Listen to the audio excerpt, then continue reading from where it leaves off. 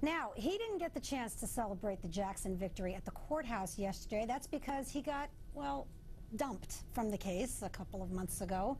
Former Jackson attorney Brian Oxman is here to separate fact from fiction about his much-publicized departure. Welcome to the program, Brian. Thank you. I got to give you credit for showing up and talking to us. We've speculated about what happened a lot. You were under the gag order. You couldn't respond.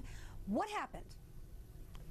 Well, it was not a dumping. There was a difference of opinion as to how the case should proceed, and it caused a great deal of disagreement among the attorneys. And the result is that I simply did not participate in the last couple weeks of the trial. I was very active in the defense during those last weeks. I also am handling Michael Jackson's family law case with Debbie Rowe, which is over the custody issue. And I am doing the many civil suits for Mr. Jackson, including the civil suit which was filed by the unindicted co-conspirator Mark Schaffel. So you're still representing Michael Jackson? These people are my friends. Yes, you betcha. Okay, because I'm sure you know, Brian, that Court TV was able to record a conversation you had on a cell phone outside of the courthouse some time ago. Take a listen to this. Michael wanted to be married a week before Brian, please, I want to fire him. It wasn't long after that you were removed from the case. Is that fair to say? Was there a relationship? No, I don't think that's what it is at all. Michael would not sign a substitution of attorney. I am still the attorney of a record in that case.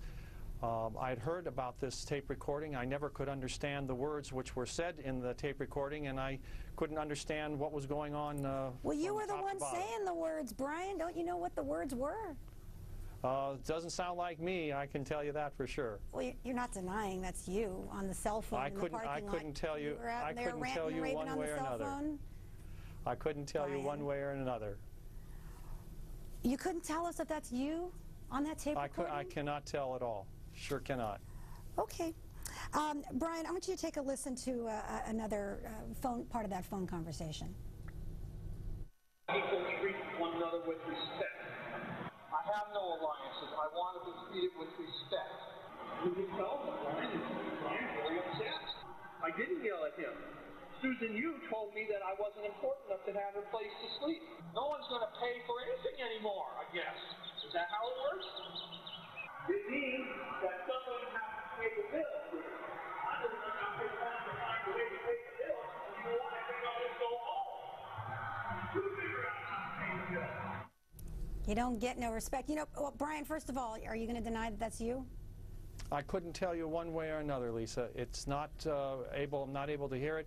I've heard this before. I couldn't tell you one way or another. You know, Brian, I got to confess to you that one time I was in court with a client, a female client, and we were in the ladies' room, and I didn't think anybody else was in there. I was ranting and raving a little bit because we attorneys in the middle of a trial, we get a little fired up. Well, it turns out someone else was in the ladies' room. She heard a little bit of the trial strategy. It was very embarrassing for me, and I guess what I'm saying is this was certainly a contentious trial. It doesn't surprise me that there were issues between high-profile defense attorneys going on in the case, and ultimately, I guess I'm a little surprised that you don't want to just tell us what happened. Well, I think that it's not my place to tell what the contentiousness of this nature.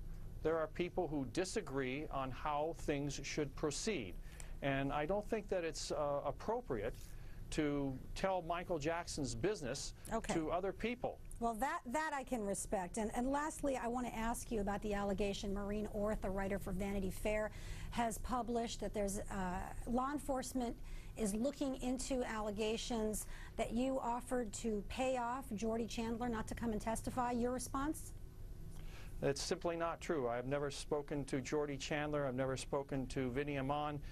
Couldn't possibly offer anything to people I've never spoken to or communicated with. You didn't get Jordy's cell phone number? I've never been able to speak to him in my life. You might remember also that Maureen Orth is the lady who said that Michael Jackson's nose was falling off. And we all saw during the trial that Michael Jackson's nose was not falling off So now we really know who the real Pinocchio was for Vanity Fair. All right. Well, indeed, Michael Jackson's nose did stay on during the trial. Brian Oxman, thank you very much for the interview. Next, a Jackson family insider reveals secrets from Neverland. Don't go away.